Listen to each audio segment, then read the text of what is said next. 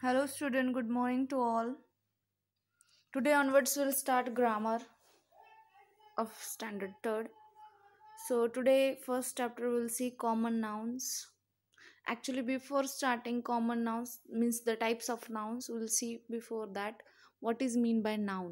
Noun म्हणजे काय? तर नाव किंवा मराठीमध्ये आपण त्याला नाम म्हणतो. तर मग नाव कशाचे असतात? भरपूर गोष्टींचे असतात. Nouns are words that name persons, places, animals or things. नावं कशा कशाची असतात? माणसांची असतात, पर्सन्स, प्लेसेस ठिकाणांची नावं असतात. जसं गावाचं नाव आहे संगमनेर, पानवडी, तालुक्याचं नाव संगमनेर वगैरे असं. These are the call places. Animals किंवा प्लेसेसमध्ये गार्डन पण येऊ शकतं, गार्डन किंवा मग आणखी Chhatrapati Shivaji Chowk, like that places are there. Animals प्राण्यांची नावं, और थिंग्स वस्तूंची नावं. So these are called nouns. There are 2 types of nouns are there.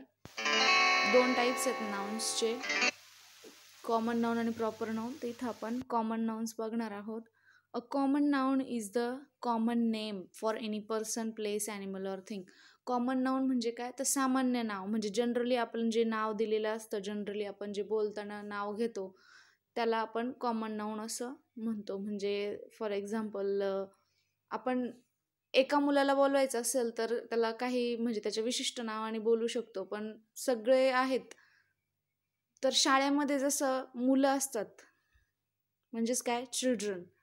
म्हणजे एक नसतो त्या ठिकाणी, बऱ्याचशा सोबत असतं, त्यामुळे आपण त्यांना कॉमन नाउन असं म्हणतो.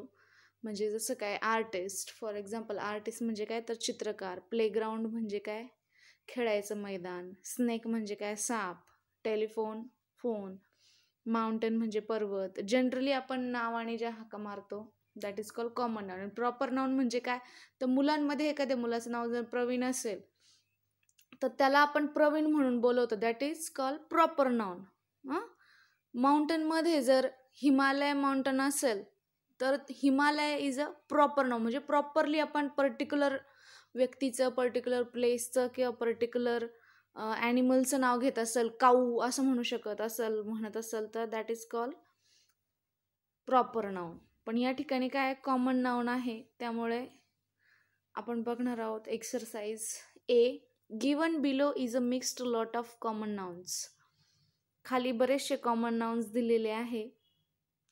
Put them in their proper groups. आणि ग्रुप वाईज आपल्याला ते सेपरेट करायचे. आणि ग्रुप काय दिलेला आहे खाली? पीपलचा ग्रुप आहे, म्हणजे माणसांना किंवा व्यक्तींना आपण कोणत्या नावाने जनरली हाक मारतो किंवा बोलवतो.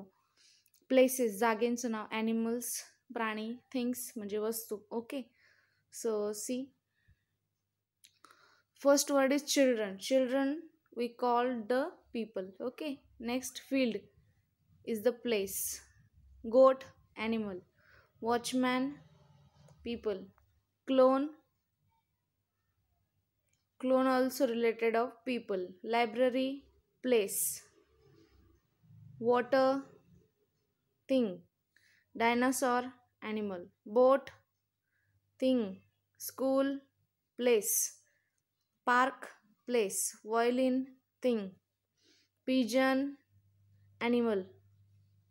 Friend, people. Grain, thing. And spider, animal. So like that I sort out the common nouns. So you just write down this exercise. See, next exercise is there. Exercise B. Fill in the blanks with the common nouns. Common noun इथे fill in the blanks भरायचे आहे. The cake had 9 candles on it. Cake वरती किती candles आहे? 9. I play games on my computer every day. The flowers in the vase very beautiful. वास म्हणजे काय? फुल ठेवायची फुलदाणीला वास म्हणतात इंग्लिशमध्ये. वास मीन्स फुलदाणी. The little girl gave some milk to the cat. छोट्या मुलीने कॅटला दूध दिलं. The monkey is eating a banana. Monkey काय खातोय? बनाना खातोय. The postman brings us our letters. Postman काय घेऊन येतो आपल्याकडे? Letters. Number 7. The teacher is teaching us English. Teacher काय शिकवतात आपल्याला? इंग्लिश शिकवतात. Number 8, the rabbit is chasing the lion. Rabbit जो आहे तो लायनला काय करतोय? चिडवतोय त्याच्या समोर पळून. Exercise C, make sentences of your own using this common nouns. खाली 4 कॉमन नाउन्स दिलेले आहे. For example carpenter, beach, wolf, ice cream. त्यापासून सेंटेन्स म्हणजे काय? तर वाक्य तयार करायचं आहे. मग पहिलं वर्ड घेऊया कार्पेंटर.